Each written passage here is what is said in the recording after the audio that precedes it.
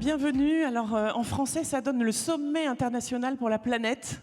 Je trouve que c'est bien aussi, finalement. Pour une fois, voilà, ça claque autant en français qu'en anglais. Alors, je ne suis pas Vincent David, comme annoncé. J'espère que vous n'êtes pas trop déçus. C'est moi qui vais donc animer la clôture ce soir. Nous allons continuer à être amphibiotiques, n'est-ce pas, à faire du « et » pour une vision coordonnée de la biodiversité et du climat. Transition qui rime avec coordination. Et pour cela, nous avons un ancien journaliste, auteur et spécialiste d'écologie et d'économie qui a rejoint le think tank The Shift Project en 2014, d'abord chargé des affaires publiques et puis de la prospective. Et enfin, il en est devenu le directeur en 2016. Donc le think tank dédié à la transition énergétique, The Shift Project. J'ai appelé Mathieu Ozano. Merci de l'accueillir.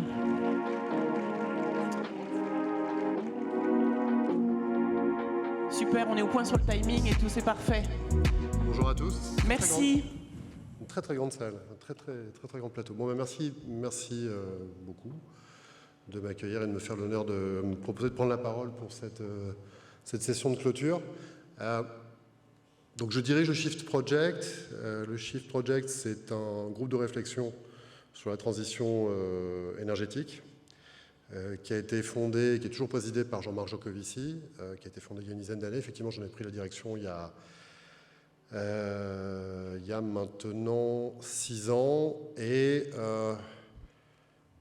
je veux dire que la conversation a beaucoup évolué et elle a tendance, l'accélération dans le bon sens de la conversation est tout à fait remarquable. Le problème, c'est qu'on en est toujours à la conversation. C'est-à-dire qu'il y a un certain nombre de victoires symboliques, je pense, qui ont été actées récemment.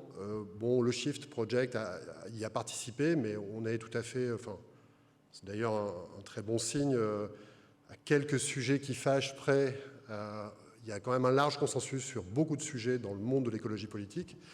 Et aboutir au sortir d'un été de cendres et au cours d'un automne que j'ai envie de qualifier de printanier,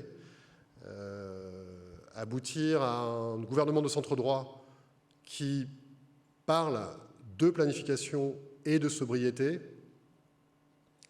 c'est plutôt bon signe, symboliquement. Mais pour ce qui est de la matérialité de la chose, on n'a rien fait. C'est-à-dire que l'écologie politique aura mis une génération à renverser la charge de la preuve. C'est-à-dire que le monde politique, jusqu'à y compris au centre droit de l'échiquier politique français, parle de planification et de sobriété, ce qui est le b.a.-ba lorsqu'on s'intéresse aux enjeux de transition énergétique. Le problème est systémique, donc il réclame des outils de gouvernance hors normes, et ça s'appelle avoir un plan. Et puis ce plan embarque cette notion de sobriété, une fois qu'on a compris, et c'est à nouveau le b.a.-ba, lorsqu'on aborde ces enjeux de transition énergétique, lorsqu'on a compris que se passer de pétrole, de gaz et de charbon, ça veut dire faire avec moins.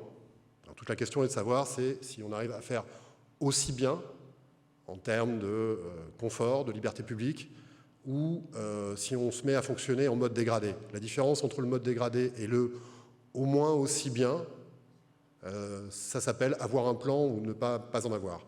Donc le Shift, on a participé à faire émerger ce caractère nécessaire et inexorable de la transition bas carbone. Alors, je sais qu'on ne s'intéresse pas que au climat ici, mais nous, notre perspective, et je crois qu'il est assez largement partagée, c'est que comme l'énergie, c'est le sang, c'est le système sanguin de la société, eh bien, prétendre sortir d'ici une génération des énergies fossiles par construction, comme aiment bien dire les ingénieurs, ça embarque une transformation complète de la société, salubre. Et donc, nous, ce qu'on essaye de dessiner, et c'est cette victoire symbolique qui est intéressante aujourd'hui, parce qu'elle est reprise, elle est considérée, au point qu'on a, Matignon s'est doté d'un secrétariat général à la planification écologique. Ce qu'on a tenté de définir, nous, dans le cadre de notre plan de transformation de l'économie française, c'est une navigation à l'estime, au vent des récifs, là où on est aujourd'hui, une navigation prudente. prudente, de façon à se tenir à l'écart des récifs. Premier récif, le recours aux énergies carbone, avec leur impact climatique et leurs limites d'accessibilité. Ça, c'est un premier récif, première zone de récif. Seconde zone de récif, qui n'est pas tout à fait identique, l'impact matière de notre système économique.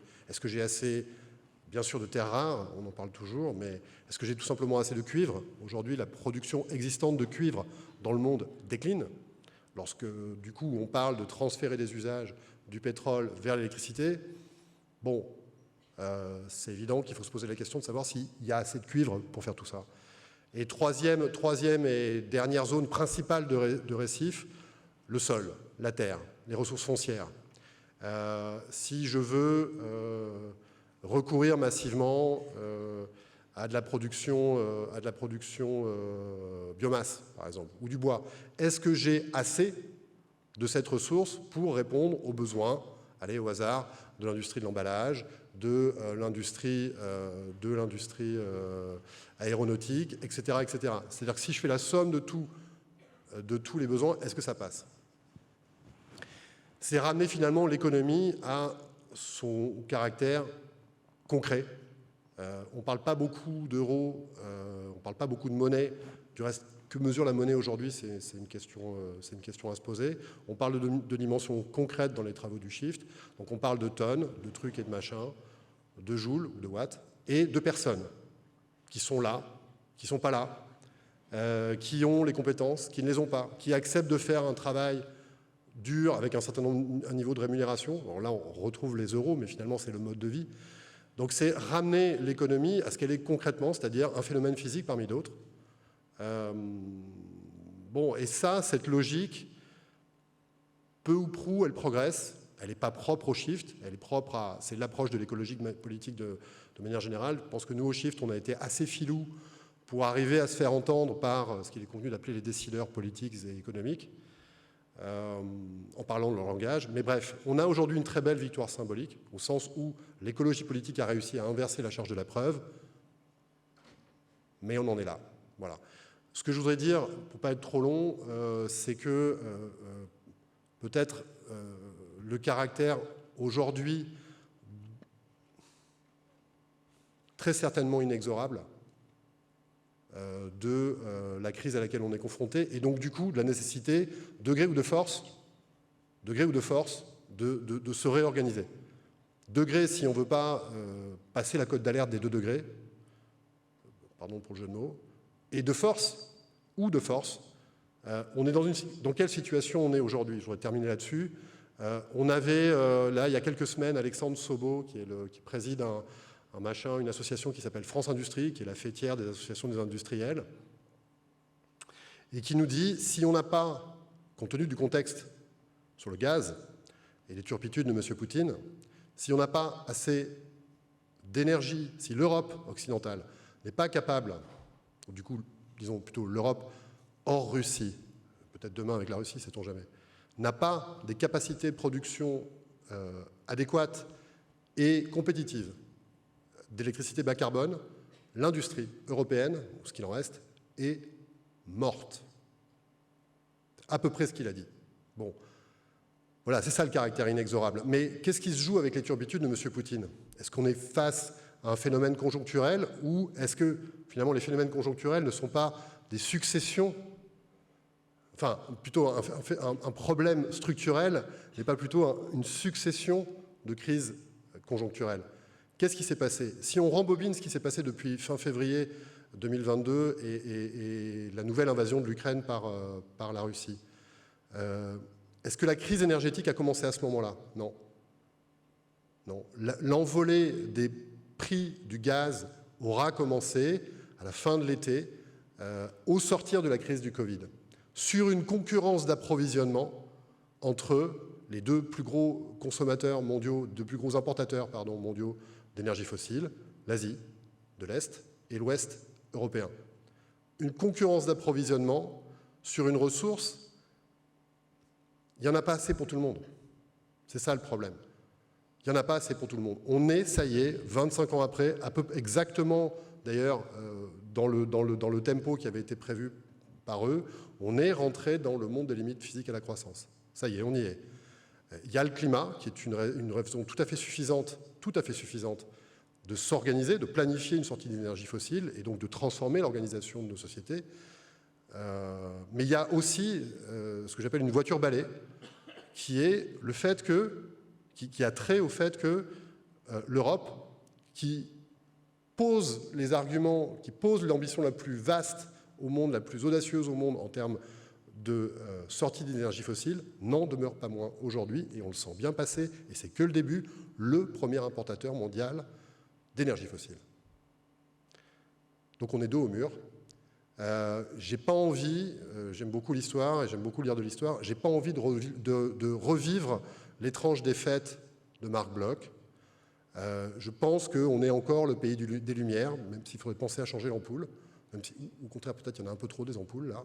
Bref, on a un gouvernement de centre-droit qui nous dit « je veux faire de la planification et de la sobriété ».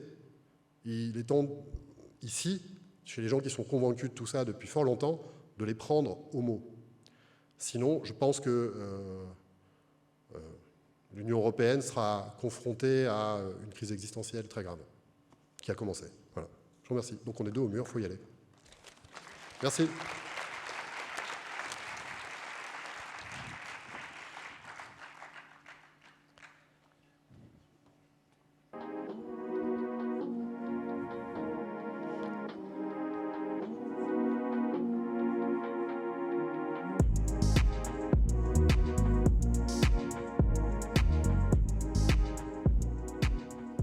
Cérémonie de clôture, attention. Enjeu de la biodiversité pour les entreprises et pour les institutionnels. Donc on va continuer à parler de systémie, évidemment, comme on le fait déjà depuis 2 jours, puisque tout est lié, et notamment en biodiversité, absolument. Avant d'appeler nos 3 invités, nous avons Christophe Béchu, ministre de la Transition écologique et de la cohésion des territoires depuis juillet 2022, qui sera présent avec nous pour 5 minutes en vidéo. Mesdames et messieurs, je suis à la fois peiné et honoré. Peiné de ne pas être avec vous, honoré de conclure ces 2 jours d'échange, aussi riches et d'une aussi grande qualité. Depuis 2018, le World Impact Summit a pour objectif de réunir les grands témoins internationaux de l'urgence climatique qui, chaque jour, est un peu plus démontrée, mais les grands témoins aussi des solutions portées par les acteurs économiques, publics, ainsi que la société civile. Je voudrais saluer Brune Poirson, à qui nous devons la loi anti-gaspillage pour une économie circulaire. Elle est indirectement la cause de mon absence puisque aujourd'hui, alors que j'espérais être avec vous, j'ai accompagné la Première ministre dans un déplacement où justement, autour de cette loi AGEC et de sa mise en application, nous avons fait en sorte de valoriser les avancées qui sont conclues dans ce bloc législatif fondamental pour réussir notre transition écologique. Je voudrais également saluer Bruno Gomier, avec lequel j'aurais dû conclure sur ces enjeux de biodiversité votre événement. Ce sujet, il est d'autant plus important que nous sommes à quelques jours du début de la COP15. Une COP consacrée à la diversité biologique, à la préservation de nos écosystèmes, et pour laquelle la France se bat aux côtés d'une coalition de plus de 110 pays, pour que nous sortions de ce rendez-vous international avec une ambition pour la nature et pour les peuples qui soit à la hauteur des défis qui nous attendent. Celui d'une planète où aujourd'hui 75% des terres sont affectées à un titre ou à un autre, où 1 million d'espèces sont menacées, et où plus que jamais, la biodiversité ne doit pas être l'angle mort d'une politique qui ne se préoccuperait que de décarbonation. En France, notre stratégie nationale biodiversité établit des objectifs à l'horizon 2030. Un cap, une trajectoire. Il manque des ressources.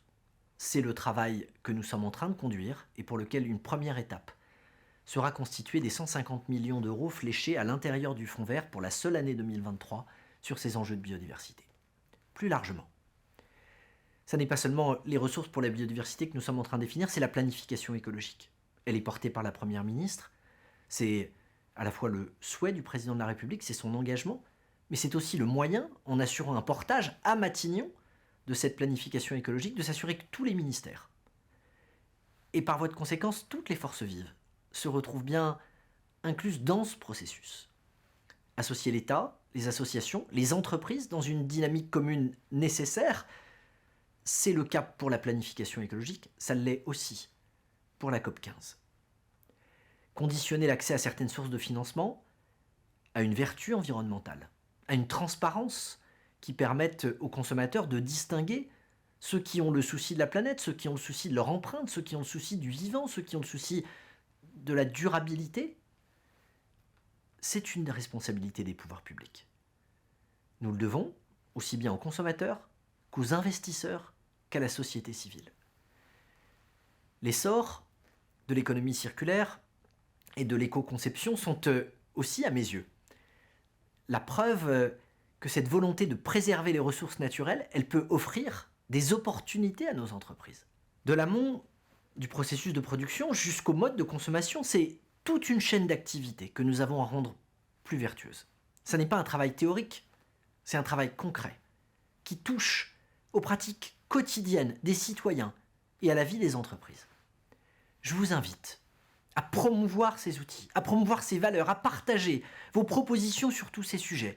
Je le fais avec d'autant plus de force dans le contexte dans lequel nous sommes, d'intensification de la lutte contre les dérèglements climatiques, de la nécessité d'accélérer et des rendez-vous internationaux, en particulier autour des enjeux de biodiversité qui nous attendent.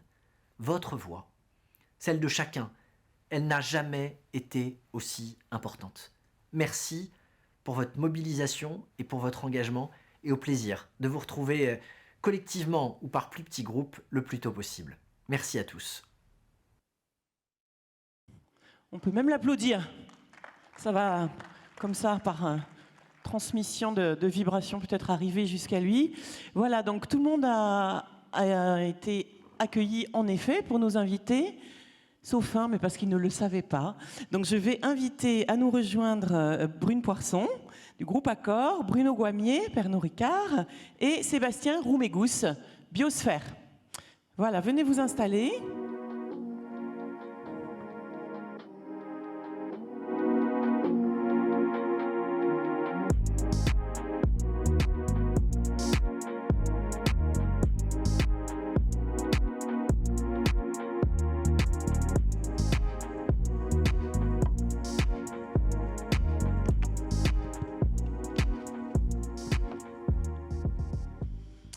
Bien, je vais vous les présenter les uns après les autres. Vous savez, comme on a fait depuis le début, puisque, encore une fois, voilà, les organismes vivants que sont les institutions et les entreprises sont faits de gens bien vivants, qui ont un parcours, qui ont une histoire et qui les motivent évidemment à être à la place qu'ils ont aujourd'hui.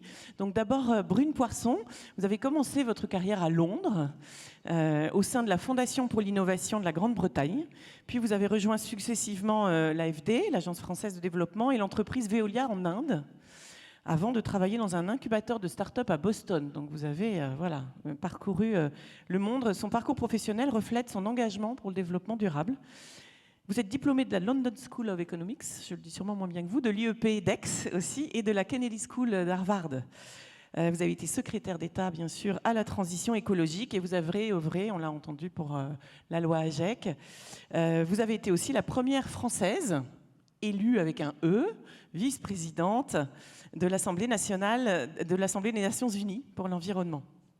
Voilà, vous êtes aujourd'hui, et à ce titre, c'est à ce titre que vous intervenez dans cette table ronde, vous êtes aujourd'hui directrice du développement durable d'Accor, en charge du déploiement de la stratégie de développement durable du groupe, mais aussi sur les sujets sociaux et solidarité, puisque vous dirigez la fondation Accor.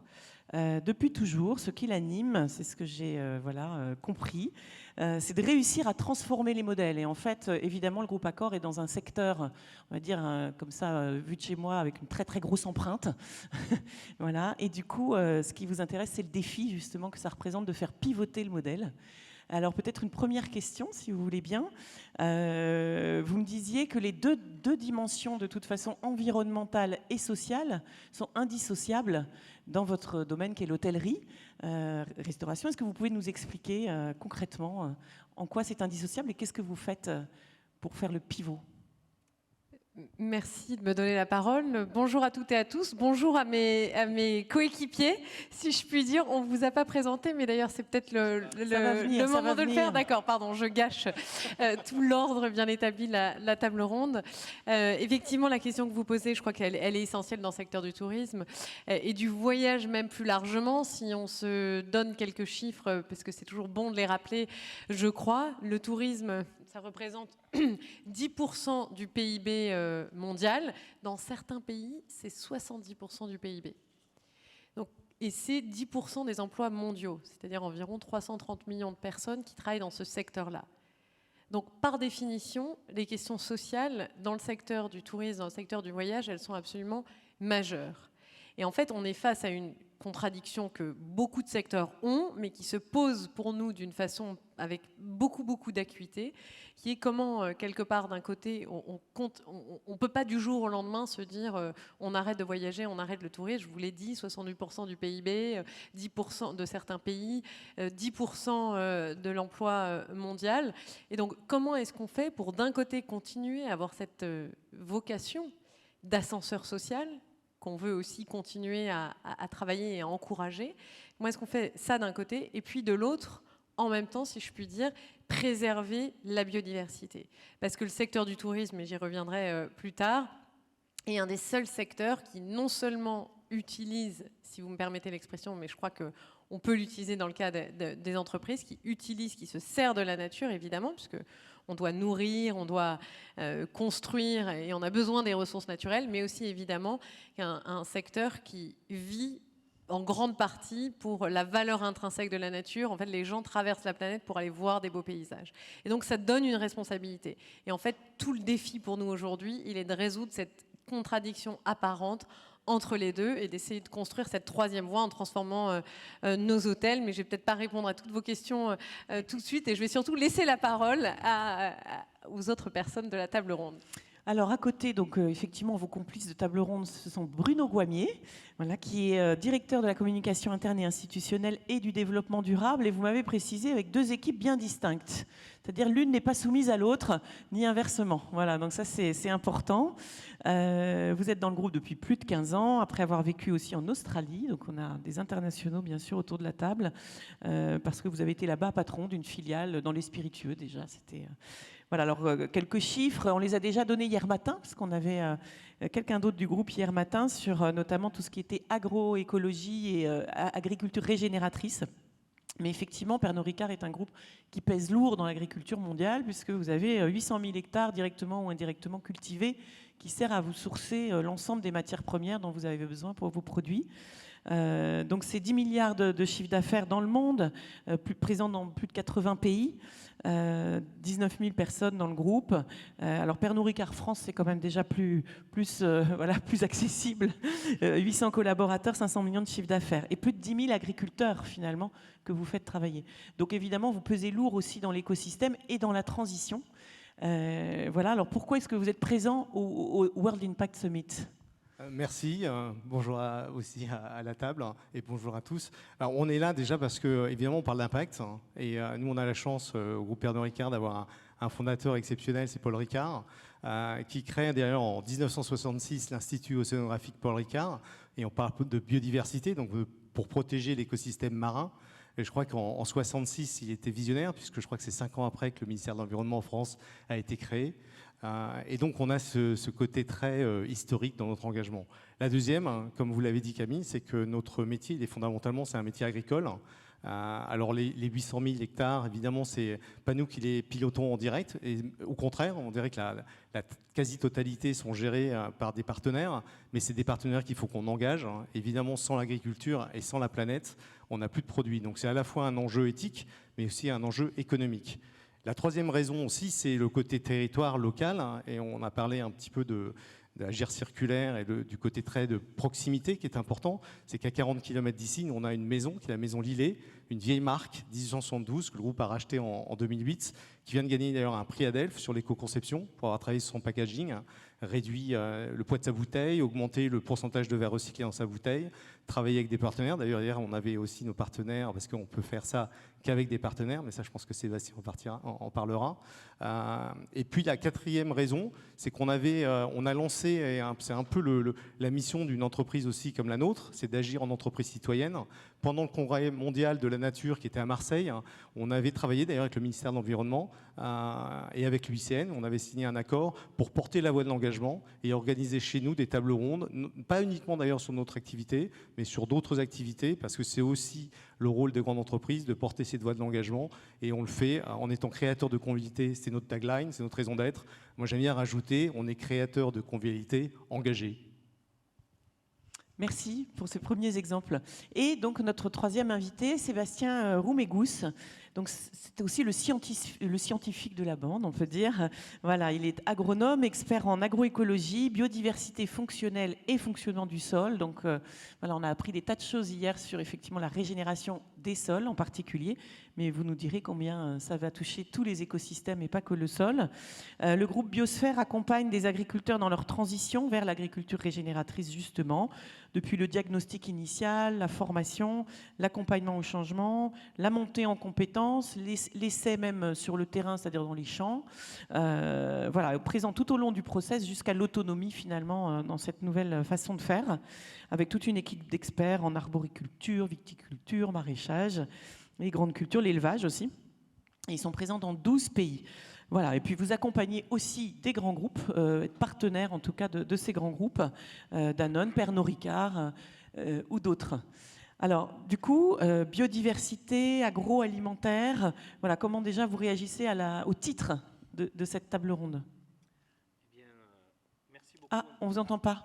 Un petit souci de micro, mais ça va se remettre vite, je pense. Merci. Donc, oui, donc merci en tous les cas pour l'invitation à cette dernière table ronde. Je pense qu'on parle beaucoup de biodiversité, mais la vraie question c'est qu'est-ce que c'est? À quoi ça sert? On met souvent sur la même ligne le carbone, le climat, la biodiversité, l'eau, qui sont quand même des choses importantes, hein, qui sont les communs que nous partageons tous. Mais finalement, la biodiversité, c'est quoi? Dans un écosystème, c'est ce qui lui donne des fonctions. Vous prenez, je ne sais pas moi, le désert du Sahara, il y a très peu de fonctions dans cet écosystème parce que très peu de biodiversité et parce que peu de ressources qui permettent de la fabriquer et de la créer. Et donc, ce qui est intéressant en tous les cas dans l'engagement des différentes entreprises ou des collectivités autour de cette thématique, c'est qu'en fait, qu'on soit une entreprise agroalimentaire où en fait on a un impact sur les pratiques agricoles et on a un impact territorial important, ou une collectivité qui doit gérer finalement voilà, un territoire, hein, une métropole ou autre, derrière on a un impact sur ce qui vient fabriquer cette biodiversité, c'est-à-dire de l'énergie et de la ressource alimentaire, hein, qui sont des matières organiques, du pollen, du nectar, des fleurs, des infrastructures qu'on appelle écologiques, mais qui sont finalement ce paysage, hein, qui caractérise nos régions, et puis également des habitats qu'il faut préserver. Et donc on a une forme de partage, hein, du territoire avec des êtres vivants qui peuvent être utiles ou des fois juste patrimoniaux, intéressants, jolis. Et donc en fait l'intérêt, c'est de venir aligner l'activité économique avec le vrai fonctionnement des écosystèmes qui permet de produire et de pérenniser de la biodiversité voilà, dans un écosystème local. Donc c'est un gros enjeu. Très différent d'ailleurs entre un groupe comme Accor ou un groupe comme Pernod Ricard, mais qui en soi a un lien avec quel est l'impact sur mon territoire et en termes quasi géographiques.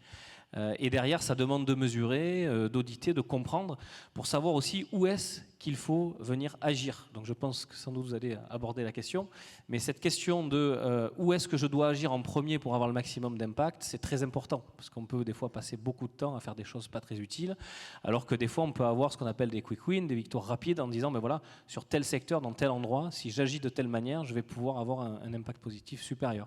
Donc bon, nous c'est d'ailleurs dans ce cadre-là que Biosphère accompagne de façon stratégique les entreprises, mais après sur le terrain, ça demande de se décliner en action.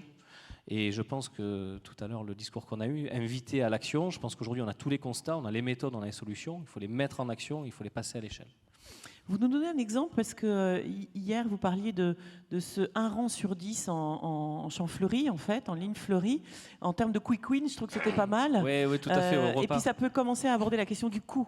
Est-ce que ça coûte ou pas? Alors, et de la sensibilisation, comment on opère cette sensibilisation chez les salariés aussi, parce que le changement c'est un des freins, évidemment, c'est aussi psychologique. Alors ça, c'est en fait, vous faites référence notamment à la mission qu'on a avec le groupe Pernod Ricard, où on accompagne les vignobles à l'échelle internationale et nationale, où justement on travaille sur quelles sont les pratiques à l'intérieur du vignoble qui permettent de booster la biodiversité, mais comment cette biodiversité est utile et intéressante pour le viticulteur. Et donc derrière, on va travailler sur 2 choses, c'est-à-dire le sol, la qualité des sols. Si j'ai des sols qui fonctionnent bien, je pérennise mon activité agricole, mais je peux aussi réduire un certain nombre d'intrants, comme les engrais. Donc il y a un objectif de travail autour de la qualité des sols, par notamment les couverts végétaux. Et après, il y a la strate paysagère, c'est-à-dire comment j'organise et je design le paysage autour des domaines viticoles, pour que ça soit promoteur de biodiversité, et notamment un axe intéressant, c'est que la biodiversité peut être utile, donc elle va réguler un certain nombre de ravageurs. Donc en plus de venir augmenter, on va dire, la biodiversité patrimoniale et générale, j'augmente une biodiversité qui vient réduire certains ravageurs, comme la cicadelle ou certaines chenilles. Et donc en fait, ce qu'on fait, c'est qu'on travaille sur différentes techniques, et une des techniques que vous citiez, c'est par exemple de mettre un rang fleuri tous les 10 rangs.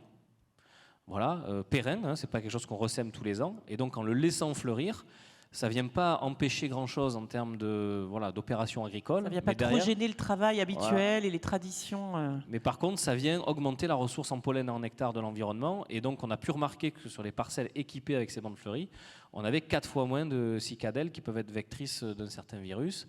Et donc derrière, c'est intéressant de voir comment la biodiversité vient apporter une plus-value au champ. Mais comment je fais pour l'augmenter sans forcément créer trop de problèmes? Parce que on aurait très bien pu se dire, on met des infrastructures, des haies, des choses très compliquées dans les vignobles. C'est difficile d'un point de vue opérationnel. Donc comment trouver une solution qui, d'un point de vue opérationnel, est facile, acceptable par les humains qui travaillent? Parce que souvent, on a le défi technique, mais on a souvent le défi social. C'est-à-dire que des fois, c'est l'acceptation par les travailleurs de nouvelles techniques qui pourtant ont une vraie plus-value, mais sont difficiles à implémenter parce que habitude et parce que tradition. Et donc on a justement finalement 2 grands types de transitions, celle qui nous amène vers la technique et celle qui nous amène à travailler le volet social et humain à l'intérieur d'une organisation. Ils étaient eux-mêmes bluffés, je crois, du résultat en 1 an, en disant déjà... Voilà, de toute façon, l'idée c'est de toujours collaborer avec les équipes sur place et d'avoir un intérêt qui est perçu et accepté par les équipes pour pouvoir pérenniser et passer à l'échelle la solution systématiquement. Merci. Brune Poirson, donc justement du côté des équipes, vous avez pas mal, je crois, évidemment, d'opérations de formation, de sensibilisation.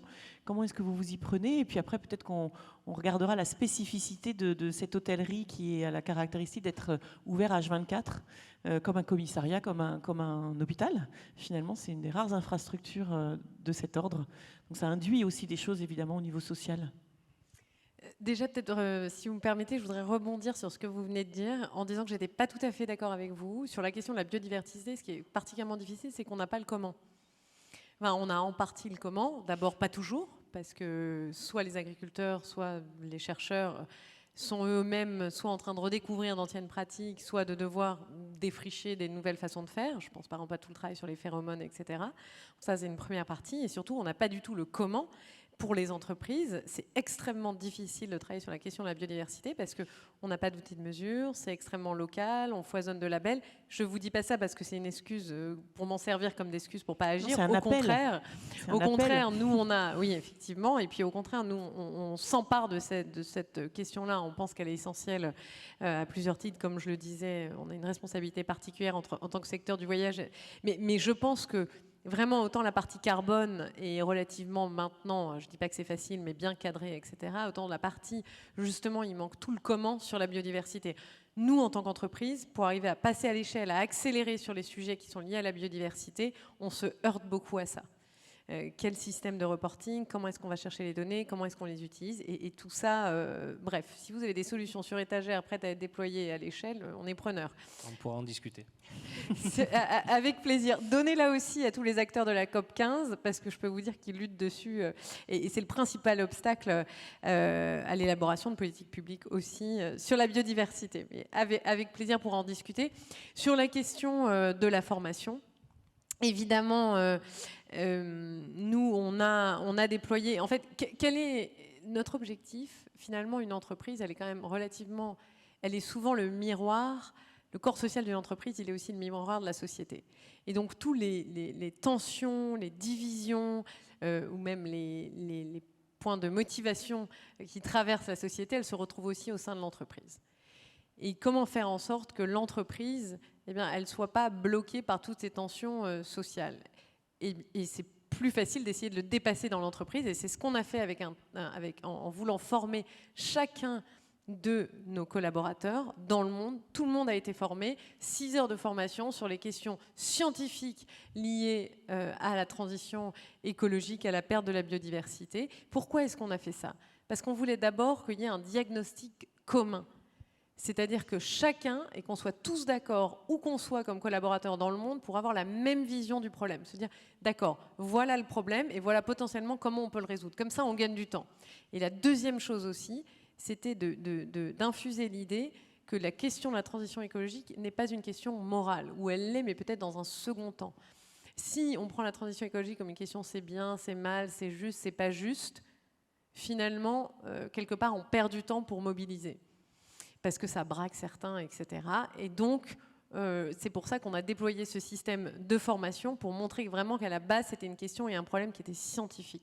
Et aujourd'hui, ça nous permet d'avoir le terreau nécessaire au sein de l'entreprise pour pouvoir accélérer sur les questions de développement durable. C'est-à-dire que qui que vous soyez, dans n'importe quel département, vous avez maintenant profondément ancré, je pense, parce que c'est vraiment 6 heures de formation qui ont été faites dans le détail. Ça fait partie des bonus des employés.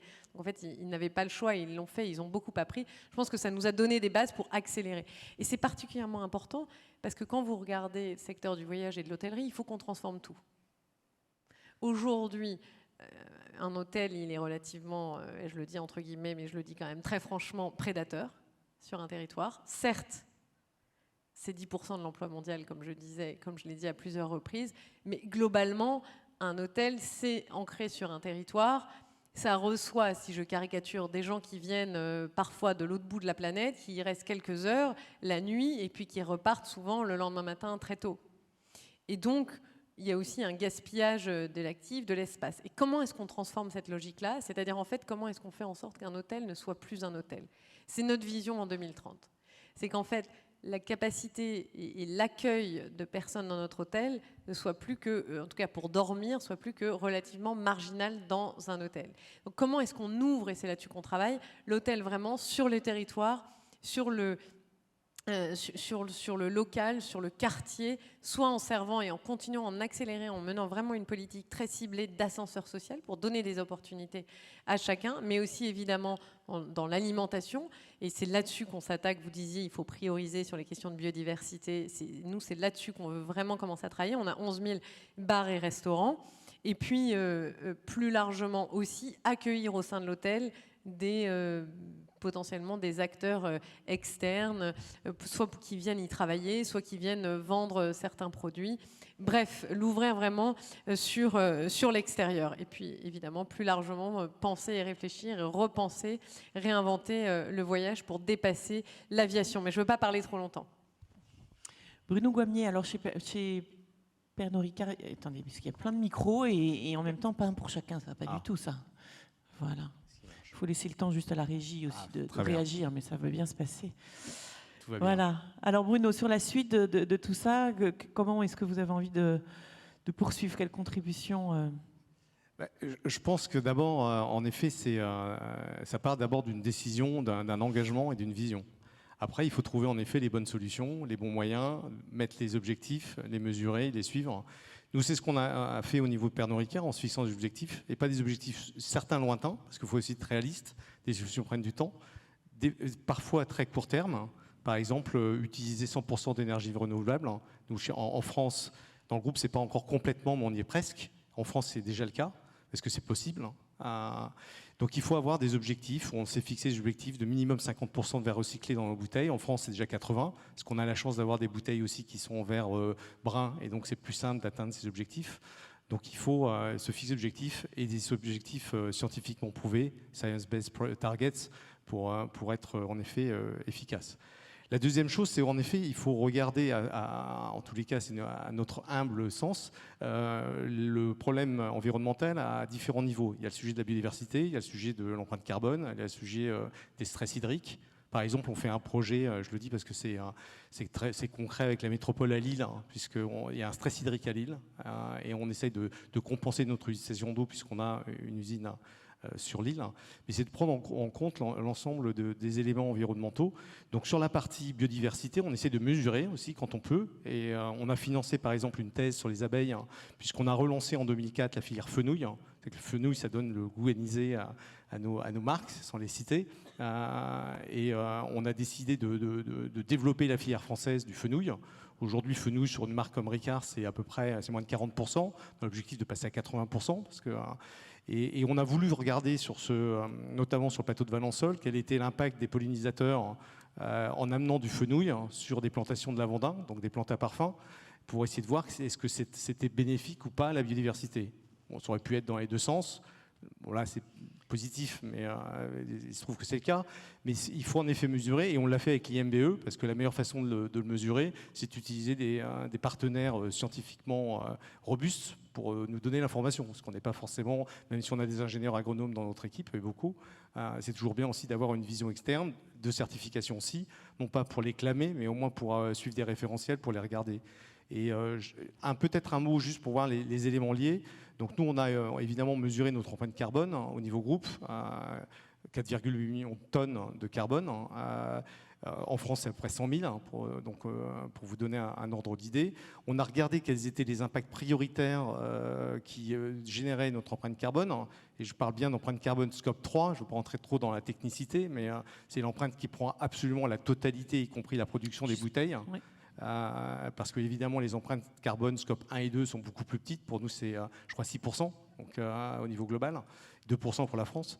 Donc on regarde la totalité des éléments, et on s'aperçoit en analysant le bilan carbone que les deux gros impacts pour nous, c'est l'agriculture et le packaging. Packaging en premier pour nous, l'agriculture en deux. Au niveau groupe, c'est l'inverse. Et donc, on essaie de regarder quelles sont les solutions qu'on peut y apporter. On en parlera peut-être tout à l'heure. Mais ce que je veux dire, c'est qu'on a fait le même diagnostic sur la biodiversité, qui est un autre sujet, oui, avec d'autres prestataires externes qui nous ont aidés. On l'a fait pour partie avec Biosphère, je crois, avec MMPJ. On l'a fait aussi différemment. Et on s'aperçoit, et ça c'est intéressant, en prenant l'analyse... Pardon, juste du coup, les partenaires existent, quoi. Enfin, les ressources existent pour analyser, pouvoir être accompagnés. Il y a des experts biodiversité, voilà, qui nous permettent, en tous les cas, de regarder, de nous aider à regarder où sont nos impacts, où sont les potentielles actions. Et on n'a pas forcément toutes les solutions, il faut être en effet humble. Il y en a qui existent aussi. On n'a pas forcément toutes les mesures. Je crois que c'est un sujet de data, mais c'est aussi... l'idée, c'est d'être dans l'action. Et on sait par exemple qu'en développant des zones humides dans des régions comme la Nouvelle-Zélande, à Cuba, où on a des activités, ou en faisant de l'agroforesterie sur nos vignobles, c'est pas quantifiable peut-être aujourd'hui, et probablement, je n'ai pas les chiffres en tous les cas si vous posiez la question, mais par contre on sait que ça va dans le bon sens. Et on s'aperçoit qu'entre les sujets d'empreinte carbone et les sujets biodiversité, il y a des liens. Et pour nous, les liens, c'est travailler sur le packaging et travailler sur l'agriculture, et donc l'agriculture régénérative. Et on le fait avec... pour une agriculture du vivant sur la betterave, parce que c'est une source alcool. On va le faire sur le blé et sur d'autres sujets. Et c'est là où on a besoin de solutions. C'est pour ça qu'on essaie de les chercher ensemble et parfois les trouver. Voilà, alors parfois elles existent, parfois on ne les connaît pas, on tâtonne, mais en tout cas il y a de la ressource chez les institutionnels, chez les scientifiques qui existe. Parfois il faut la trouver, c'est ça qui n'est pas facile. Et j'ai entendu parler hier d'un outil de mesure, le GBS. C'est ça, le Global Biodiversity Score ou quelque chose comme ça qui commence à apparaître? Non, c'était pas avec vous peut-être. Ça vous dit rien? Bon, entendu parler hier de ça. Oui, l'index de régénération, oui. Qui a été d'ailleurs développé par PADV, avec je crois que de mémoire, je crois que c'est 8 ou 17 critères, enfin voilà, pour l'aider à le mesurer. Donc tout ça se met en place évidemment parce que c'est. On peut en citer une dizaine d'autres. En fait. Voilà. C'est ça la difficulté. Oui, c'est ça la difficulté pour s'y retrouver. Oui, d'accord. Alors. Bon, biosphère, on a compris, c'était une ressource possible pour s'y retrouver. Je pense qu'on ne parle pas de la même chose. C'est-à-dire que quand j'entends la contradiction qui est réelle, c'est de dire comment je passe à l'échelle une façon de mesurer qui n'est pas trop chère et qui permette d'être sûr de la direction d'où je vais. Oui. Et ça, effectivement, il y a un truc à craquer. C'est-à-dire qu'en fait, aujourd'hui, nous, les mesures de biodiversité qu'on fait et qui sont fiables, c'est des mesures qui coûtent cher parce qu'on doit être sur le terrain, on fait des piégeages et on regarde ce qui se passe. Et la caractérisation d'un milieu en termes de qualité écologique et de biodiversité aujourd'hui, c'est des choses qui, pour moi, sont assises depuis longtemps, mais chères. C'est-à-dire qu'on prend des bioindicateurs donnés qui vont être caractéristiques de certaines niches écologiques, et il y a quand même des référentiels aujourd'hui qui nous permettent de dire qu'en fonction de la diversité des espèces et de l'abondance des espèces, on a une qualité écologique d'un milieu plus ou moins préservée. Alors, il peut y avoir un certain nombre de variables, mais nous, enfin, on fait ça depuis 10 ans, et on arrive à un niveau de fiabilité. En fait, c'est assez évident. Si vous avez des espèces très ubiquistes, c'est-à-dire très généralistes, et une dominance de 2 ou 3 espèces dans la communauté que vous piégez, vous êtes dans un milieu qui est relativement détérioré avec des niches écologiques assez faibles. Maintenant, si vous avez une structure de communauté avec un bioindicateur qui est solide et intéressant, qui vient vous montrer que vous avez une grande diversité d'espèces, et notamment des spécialistes, et que vous n'avez pas une prédominance d'une espèce en particulier, c'est que forcément vous avez des niches écologiques qui sont diversifiées. Donc ça, c'est des choses qui sont fiables et solides et qui ont été travaillées depuis assez longtemps. Par contre, la vraie difficulté, par exemple le carbone, on a des référentiels aujourd'hui et de l'algorithme. C'est les référentiels qui manquent. De l'algorithme. Alors, le problème de l'algorithme, c'est que c'est pas cher, mais on n'est jamais sûr de notre coût, entre guillemets. Il faut faire de la mesure réelle. Donc c'est pour ça qu'aujourd'hui, il y a un vrai débat quand même, mine de rien, dans les méthodes de mesure. Mais c'est vrai qu'on a un certain niveau de fiabilité. Sur la biodiversité, on n'a pas encore craqué le code, c'est-à-dire des mesures fiable et pas cher pour justement permettre à des grandes entreprises ou des États de dire est-ce que je suis dans le bon ou pas le bon. Voilà. Après, d'un point de vue pragmatique et terrain, enfin, je veux dire des observations de la biodiversité, moi, je suis un passionné de ça. C'est assez simple de faire de la biodiversité dans un endroit. C'est-à-dire si on diversifie les niches écologiques et s'il y a de l'énergie consommable, pollen, matière organique, on va forcément fabriquer plus d'êtres vivants. Et la difficulté de notre époque, je pense, c'est qu'on est en dichotomie entre du fichier Excel qui a besoin de venir capter de la donnée pour prouver et tamponner et certifier, et du pragmatisme terrain où vous prenez n'importe quel praticien sans Bac+5 qui va vous dire ce qu'il faut faire, entre guillemets, s'il sait observer la nature. Et on va devoir rassembler ces mondes-là parce que c'est important, parce qu'on est beaucoup, parce qu'on a quand même 50-60% de citadins aujourd'hui. Et donc, malheureusement, il y a un niveau de connexion aux choses réelles qui est un peu moins fort qu'auparavant, où on avait 80% des gens à la campagne. Et donc, on a ces mondes-là rassemblés, et je pense qu'il ne faut pas les opposer. Par contre, c'est sûr qu'il va falloir fiabiliser de la donnée, pas cher, parce que sinon, on n'arrivera jamais à mesurer convenablement à des échelles extrêmement larges. Mais c'est même pas que pas cher. Hein. C'est aussi, par exemple, pour une entreprise qui est mondiale, qui a l'habitude de standardiser, qui effectivement... les standards internationaux, ils sont en train d'être créés, SBTN, etc. Donc c'est pas tant ça, c'est le fait que, par définition, la biodiversité est extrêmement locale. Je vous donne notre exemple. Nous, on a 5500 hôtels dans le monde, globalement. Et dans des zones dans lesquelles il y a de la biodiversité qui est très riche. Et donc, potentiellement, on la détruit. Et donc... il faut appeler un chat un chat. Donc, comment est-ce qu'on arrive à non seulement à mesurer ça, mais en plus à l'agréger et à pouvoir le piloter? Se pose du coup la question presque de la multinationale. Est-ce qu'on ne doit pas devenir une multilocale, c'est-à-dire déstandardiser? Mais ça demande en fait de défaire tout ce qu'une entreprise, en tout cas une multinationale, a essayé de construire pendant des années et des années, les économies d'échelle, la standardisation. Et aujourd'hui, en fait, il faut qu'on fasse l'inverse. Et c'est là où évidemment, parfois, on a les solutions. Mais néanmoins, il y a toute cette question, et vous l'évoquiez, la question du comportement, mais aussi la mesure de l'innovation. Qu'est-ce que l'innovation? Ce n'est pas forcément l'innovation technologique, c'est aussi l'innovation dans les process, dans les façons de faire. Et ça, pareil, est-ce que c'est reconnu? Est-ce que ça se mesure? Pas forcément. Comment l'expliquer au marché financier? Bref, c'est toutes ces tensions-là, en fait, qu'il faut vraiment résoudre. et qui font qu'en fait, malheureusement, la biodiversité est le parent pauvre de la lutte contre les réchauffements climatiques et de la perte de la biodiversité et de la transition écologique, alors que c'est les deux faces d'une même pièce et qu'on sait très bien que jamais on ne pourra atteindre la neutralité carbone si on ne préserve pas les puits de carbone. Ça paraît évident et pourtant on n'arrive pas à le faire. Alors, de votre côté aussi, vous engagez toute la chaîne des fournisseurs. On l'a vu, enfin, on parlait de coordination, hein, voilà, de coordination pour réussir à le relever ces défis. Comment est-ce que vous engagez là toute la chaîne? Enfin, on a pu en voir un exemple hier encore. Et puis, je crois que vous avez un exemple autour du whisky aussi qui parle de la difficulté des changements de comportement, des changements. Je pense on dit tous en fait, hein, pour y arriver, il faudra, nous on dit ensemble et engagé, mais c'est vrai qu'on a besoin d'être tous engagés et de le faire ensemble, parce que tout seul, on a besoin de nos fournisseurs, les personnes, nos verriers, ceux qui font du packaging, des étiquettes, on en parlait hier, des entreprises comme Biosphère. Donc c'est un mouvement. Et on a beau être très gros au niveau global, on est numéro 2 mondial, mais on a besoin de travailler en effet au niveau local et avec des partenaires parfois aussi globaux, mais en tous les cas, ce côté ensemble. Après, il y a aussi des choix, alors on sort un petit peu de la biodiversité, mais pour moi, il y a clairement un lien dans les actions qu'on peut faire sur l'environnement qui ont un impact évidemment aussi sur la biodiversité. Mais en effet, on parlait de whisky. Nous, on a décidé, par exemple, cette année, sur une de nos marques, de retirer les étuis cadeaux en dehors de la période de fin d'année. Les emballages spéciaux de Noël, quoi. Exactement. Alors, on les a laissés pour la fin d'année, mais on se dit que durant l'année, ces packaging qui sont des marques premium, hein, des marques avec des prix élevés, des gens qui recherchent une certaine, qui cherchent de la qualité des produits, comme on dit premium, mais on s'est dit que la plupart les achetaient pour eux et pas forcément à donner. Donc c'est des choix qui sont à la limite assez simples, qui sont en plus, on parlait d'économie, retirer un étui cadeau pour nous, à la limite, c'est plutôt un avantage économique. Il faut par contre l'expliquer, parce qu'on prend la décision de ne plus présenter nos produits avec un étui cadeau et d'offrir des bouteilles nues.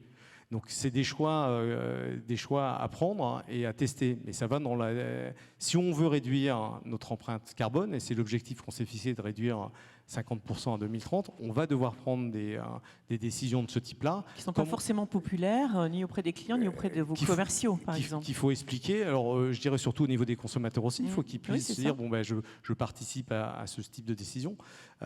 Et puis, il faut aussi qu'on revoie nos modèles. Je parlais de réduire une bouteille, de poids d'une bouteille, mais ça ne nous permettra pas, une bouteille, on ne peut pas la réduire à rien. Et en plus, il y a des problèmes de sécurité après. Donc, il va falloir qu'on trouve d'autres modèles, le vrac, sur lequel on regarde, la consigne, avec les sujets de proximité. Pour que la consigne fonctionne, il faut que ce soit dans un radius de 200 km autour d'un site de production. Sinon, ça n'a aucun intérêt d'aller envoyer les bouteilles de l'autre côté de la France pour les faire nettoyer et revenir. Donc, il y a tous ces sujets-là qui prennent du temps. Et en tous les cas, il faut être ouvert. Nous, on a bien parlé de oser chez Pernod Ricard France, non seulement dans le côté essai-erreur, ça c'est peut-être un peu notre ADN avec Paul Ricard, mais on aime bien aussi le structurer en mots. Le O, c'est pour nous ouverture. Je vous dirai les autres lettres si on a le temps. Mais en tous les cas, le O d'ouverture, c'est de regarder tout ce qui est possible et rien de s'interdire, et d'être surtout très sincère sur notre volonté de réduire notre impact et de préserver la planète, qui est pour nous critique si on veut être pérenne. Vous voulez réagir, Sébastien, sur... alors, il y a cet aspect de tension, effectivement, entre l'historique d'un grand groupe, donc avec du process, de la standardisation, vous disiez, et de la financiarisation, et comment est-ce qu'effectivement on revient en arrière. Moi, j'ai envie de demander, donc, il y a vraiment un courage, certainement, de gouvernance aussi. Enfin, voilà, comment vous vivez ça, Brune Poirson ? Alors, c'est pas comment je le vis, c'est comment j'arrive à faire en sorte et comment on arrive, je pense, collectivement à faire en sorte d'embarquer chacun dans l'entreprise. Il y a des méthodes, hein, c'est ce que je vous disais. Par exemple, former chacun, montrer quels sont les enjeux, évidemment. Et puis, bon, le meilleur, je pense quand même, la meilleure des motivations, c'est quand les jeunes descendent dans la rue. Et moi, je pense qu'ils devraient retourner et redescendre dans la rue à nouveau. Pour montrer et rappeler quels sont les enjeux. C'est pas du tout pour faire porter la responsabilité sur les jeunes, hein, pas du tout, mais je pense que évidemment, c'est un truisme que de le dire, mais dans une entreprise, ce qui compte, c'est quand même les talents qu'elle arrive à recruter. Et ça demande d'accélérer la transformation, parce qu'évidemment, la transition écologique, c'est une question aussi beaucoup de vitesse. Et il faut qu'on arrive à continuer à accélérer. Effectivement, ça prend du temps, c'est difficile, mais comment est-ce qu'on parvient à aussi lâcher, je pense, la responsabilité? Ça peut pas être que le département de développement durable, ça doit avoir vocation en fait à disparaître au sein de l'entreprise pour pouvoir faire en sorte de la donner et de la rendre à chacun. Et je pense que c'est ce type de mouvement qu'il faut créer au sein d'une entreprise. Je peux en parler pendant très longtemps aussi. Il y a toutes les questions de collaboration. Je pense que le XXe siècle était vraiment le siècle des silos. Il y avait quelques collaborations un petit peu, on s'en gargarise entre ONG, entreprises, États, etc. Mais c'est absolument pas à l'échelle. Il faut apprendre à collaborer vraiment sur des projets extrêmement concrets et qui permettent de passer à l'échelle et surtout de trouver des solutions communes à tous. C'est toutes les coalitions. Il faut avoir cette approche à la fois très systémique et très locale. Je pense que ça fait partie des solutions. Merci. On va peu à peu se diriger tranquillement vers la fin de cet échange. Donc, sur les enjeux de la biodiversité pour les entreprises, alors le constat, je crois que les enjeux, on les a compris. Peut-être les raisons d'espérer et puis le comment. Voilà, s'il y avait encore un cran à passer, un rêve que vous formulez comme ça chacun dans votre secteur, dans votre métier, ce serait lequel ? Moi, de toute façon, je corrobore la volonté, le fait de travailler sur des collaborations, le fait d'activer sur des projets concrets. Je pense que ça, c'est très important. L'action. Il ne faut pas avoir cette tendance à trop penser, réfléchir. C'est important, mais une fois qu'on a la stratégie, c'est agir. C'est dans la confrontation au réel qu'après, on trouve les bonnes pratiques, les bons usages, et parfois qu'on les invente sur place. Moi c'est ce que je disais hier lors d'une conférence, c'est-à-dire que je pense qu'il y a quand même matière à espérer. On a des grands groupes qui s'engagent fortement, qui innovent, et je pense que l'innovation des process, le low-tech, mine de rien, c'est quand même la clé de voûte du changement. La technologie ne peut être là que pour venir accélérer, extrapoler, aider un process, un mindset, une façon de fonctionner, une attitude face au vivant. Et je dirais qu'aujourd'hui, on a des forces vives et les plus grands groupes mondiaux qui s'engagent dans cette transition. Ce que j'espère, c'est de belles surprises et beaucoup d'actions. Donc voilà, c'est en tous les cas, comme je disais, je pense qu'il y a vraiment matière à espérer et on s'oriente en tous les cas vers des choses intéressantes. Merci. Bruno ? On parlait d'action, donc du coup je vais vous donner le E. Pour nous c'est essai-erreur, parce que dans l'action et dans le test and learn, c'est des fois agir et des fois se tromper, mais d'apprendre de ses erreurs. Donc je suis d'accord, il faut totalement agir et apprendre aussi, et on apprend tous les jours. Hier on discutait avec notre fournisseur qui travaille sur nous sur tout ce qui est les glacines. Les glacines. Alors les glacines, vous savez, c'est ce qui est derrière quand on livre des étiquettes sur les bouteilles. C'est ce papier sur lequel les étiquettes sont collées. C'est le rouleau de papier sur lequel vous enlevez les étiquettes. Et que maintenant on récupère, c'est un déchet, donc on parle de circularité. Donc maintenant notre fournisseur les réutilise et les réexploite. Donc, et on apprenait hier qu'en effet, pour gérer, la société s'appelle UPM Rafatac, pour ne pas les citer, et ils parlaient de leur gestion de leur forêt, où en fait, maintenant, peut-être Sébastien pourra dire un commentaire dessus, mais au lieu de détruire la totalité, d'arracher toutes les arbres, maintenant, ils replantent à côté des souches et ils laissent les souches qui restent des puits carbone. Bon, moi, je ne connaissais pas du tout ça, donc voilà, il faut être aussi très humble. Hein, donc, et tous les jours, on en apprend. Donc l'idée, c'est agir. Apprendre, et je dirais, la deuxième chose, c'est apprendre et le faire ensemble. Voilà, ensemble, parce que là aussi, il y a une question de coordination entre fournisseurs, acteurs. Madame, pour boucler.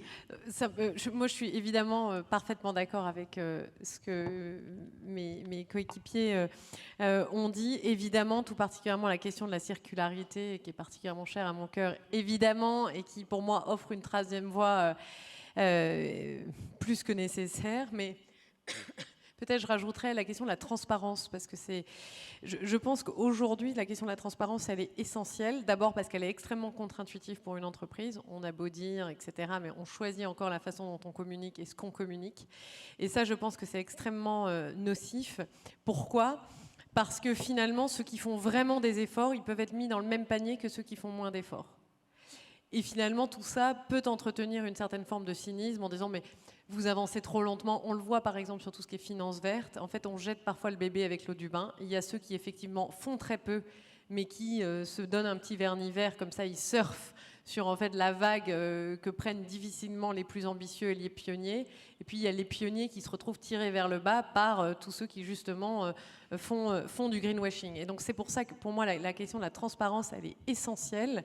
La question de la collecte des données, elle est aussi absolument essentielle. Et que si on ne fait pas ça, finalement, on va nourrir une forme de cynisme et puis ça va nous empêcher à terme de trouver des solutions. Et je vois qu'il faut vraiment qu'on conclue, il faut parce que c'est la qu'on 4e fois invite. que l'écran s'allume. Donc cette fois-ci, je vous cède la parole. On a vu. Très bien. Mais un grand merci pour votre présence, votre disponibilité, effectivement, à cette 5e édition du World Impact Summit. Merci beaucoup à vous. Merci. À plus tard. Les échanges peuvent se poursuivre un peu. Et en effet, j'ai le plaisir d'inviter pour conclure cette cérémonie Nicolas Pereira, qui est donc le fondateur et président de l'événement.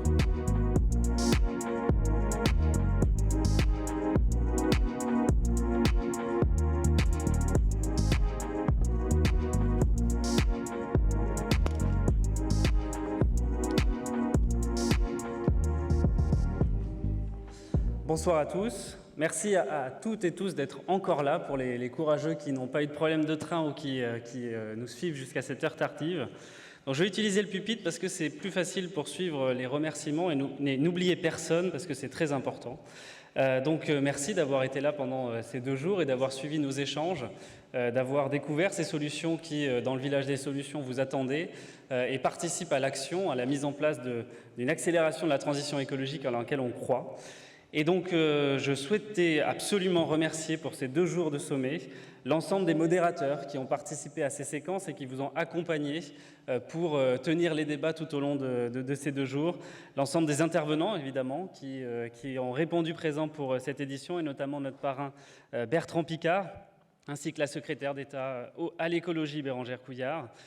Merci à nos partenaires majeurs, l'Agence de l'eau Adour-Garonne qui nous fait le plaisir de nous soutenir déjà depuis très longtemps. Et je remercie Guillaume Choisy d'être présent ce soir parce qu'il a été contraint de se déplacer avec le ministre Christophe Béchu et il a quand même il nous fait l'honneur de venir pour cette clôture, donc je le remercie vraiment. Je remercie également Bouygues Télécom et la French Tech qui sont tous deux des soutiens importants de l'événement cette année. Nos partenaires institutionnels, la région Île-de-France, Bordeaux Métropole, la ville de Bordeaux, nos partenaires, soutiens, qui permettent aussi la tenue de cet événement puisqu'ils le soutiennent financièrement. Le groupe Accor et Brune Poisson qui vient de prendre la parole. Merci pour ta présence, Brune. Pernod Ricard, et je salue Bruno qui est encore dans la salle et merci de votre soutien également. Le groupe Engie, Vinci, Capgemini, H2V et Lyséa. Merci aux bénévoles qui ont participé pendant ces 2 jours à vous accompagner, qui ont répondu présents pour vos questions, et particulièrement Gérald et Charlotte qui ont piloté cette équipe de bénévoles avec beaucoup d'énergie. Donc merci à eux et on pourra les applaudir.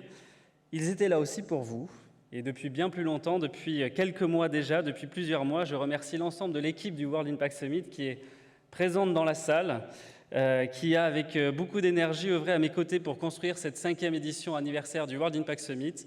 Ils l'ont fait avec passion, ils l'ont fait avec enthousiasme pour faire de ce sommet un sommet de solutions, d'action et finalement d'impact. C'est pour cela que nous étions ensemble pendant ces 2 derniers jours et je vais inviter l'ensemble de l'équipe à nous rejoindre sur scène pour prendre une petite photo de clôture de l'événement. Et je vous remercie à toutes et tous et je vous dis à l'année prochaine pour la 6e édition du World Impact Summit et je vous souhaite un excellent retour et une bonne soirée.